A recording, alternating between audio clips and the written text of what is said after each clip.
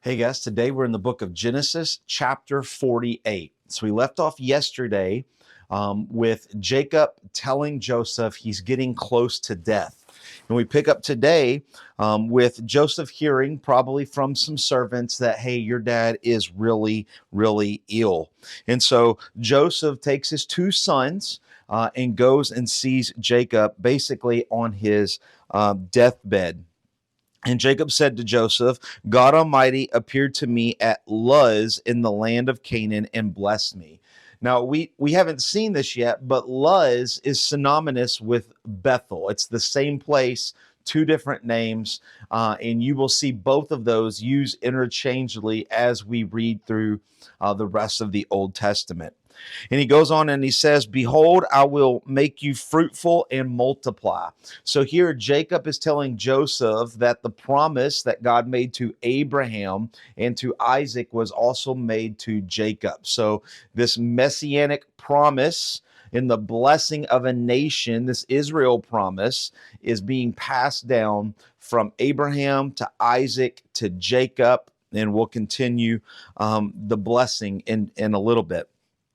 And so he says, from now your two sons were born to you in this land of Egypt, and they are Ephraim and Manasseh. They shall be mine as Reuben, there's Reuben and Simeon.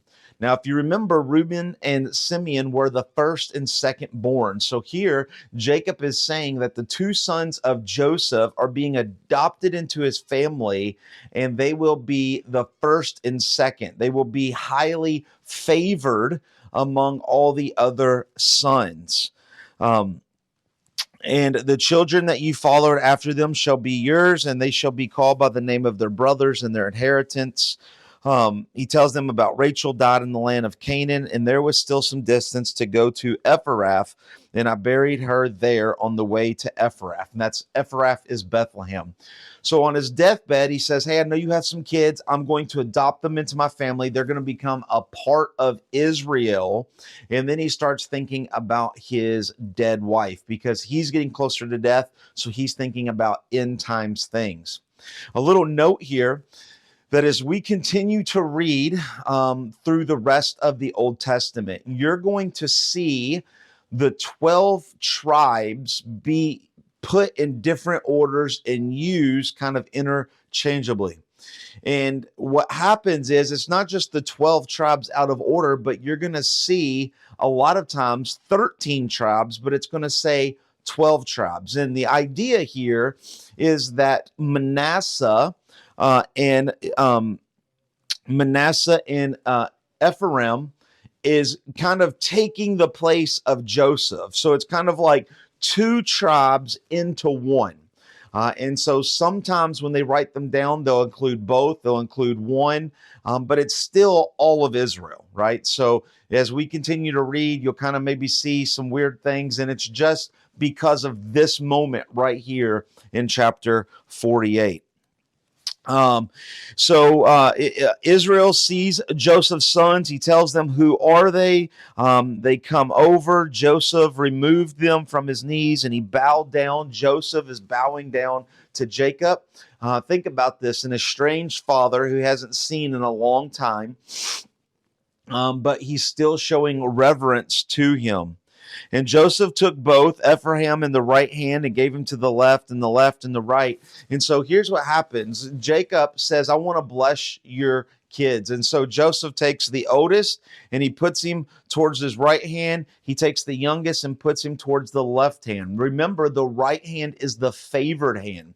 So if he's going to give a blessing, he needs to give a blessing to the oldest or the firstborn child. And so he brings them up. And what happens? Jacob goes to give a blessing, but instead of putting his hand on each of their hands, it says that he crosses his hands. So his right hand goes to the youngest and his left hand goes to the oldest. His favored hand goes to the youngest and his unfavored hand goes to the oldest. And so he goes to start to give a blessing. And we're going to see that Joseph is saying, no, no, no, no, Dad, you got this wrong. You got this wrong. You've mixed it up. And Jacob tells him, I am right. I know what I am doing. His father refused and said, I know, my son, I know. And so he continues to bless them. So he blessed them that day. And Israel said to Joseph, behold, I'm about to die, but God will be with you and will bring you again to the land of your fathers. He tells him that I'm about to die, but God will bring you back to the promised land, continuing that promise made to Abraham, to Isaac, to Jacob, and now to Joseph, right? So you can kind of see the order here. And so just think about this idea that God is coming in and he's using Jacob to bless the youngest and not the oldest. We've seen this with Joseph himself. We've seen this with Benjamin. We've seen this with Jacob and Esau. We will continue to see this with King David. And we will continue to see this all throughout the Bible. Just because it is the oldest doesn't mean they are the most favored, or that's what God chooses to fulfill his blessing with.